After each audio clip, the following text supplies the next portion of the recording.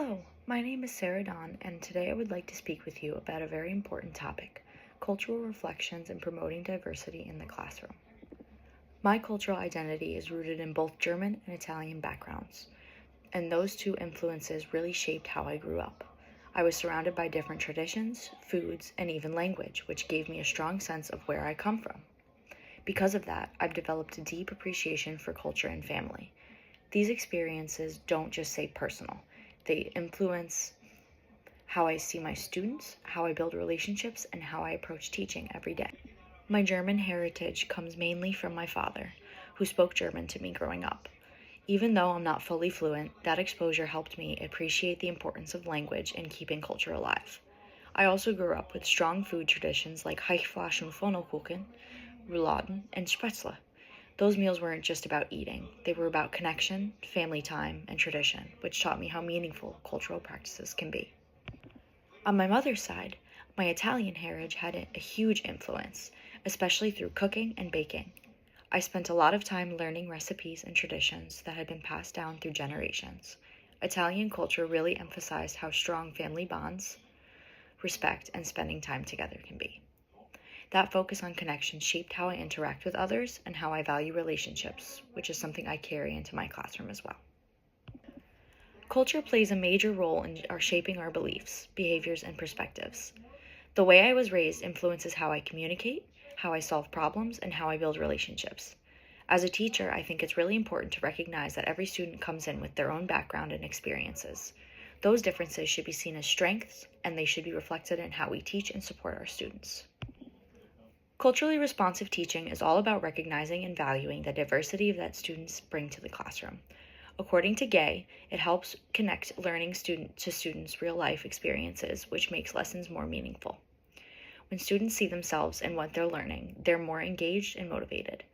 It's not just about content, it's about making sure every student feels seen, respected, and included in the learning process. In my experience as a preschool special education teacher, student-centered practices are essential. Every child has different needs, abilities, and backgrounds, so instruction should reflect that. Differentiation allows me to adjust how I teach so all students can access the material. When teaching is inclusive and responsive, it doesn't just help with one group of students, it benefits everyone in the classroom. Christian principles like love, compassion, and respect are a big part of my teaching philosophy. I believe every child deserves to be treated with dignity and kindness, no matter their background or ability. These values guide how I interact with my students and how I create my classroom environment. They help me stay focused on building a space where students feel safe, supported, and valued. Compassion in the classroom starts with building strong relationships. When students feel like their teacher truly cares about them, they are more willing to take risks and engage in learning. Emotional support is just as important as academic support, especially for young learners. Creating that sense of trust helps students feel comfortable, which leads to better outcomes both socially and academically. I think it's really valuable for teachers to bring parts of their own culture into the classroom. For me, that may look like sharing traditions, stories, or even food experiences. These kind of connections make lessons more engaging and relatable. It also encourages students to share their own backgrounds, which helps build a classroom community where everyone feels included and appreciated. Inclusive teaching strategies involve being intentional about representation and student voice. Using diverse books and materials allows students to help see different perspectives. Encouraging students to share their own stories also builds confidence and connection. Ladson Billings highlights how important it is to connect learning students' identities, and that's something I try to incorporate into my teaching wherever possible. Equality in education means giving every single student the same resources and opportunities.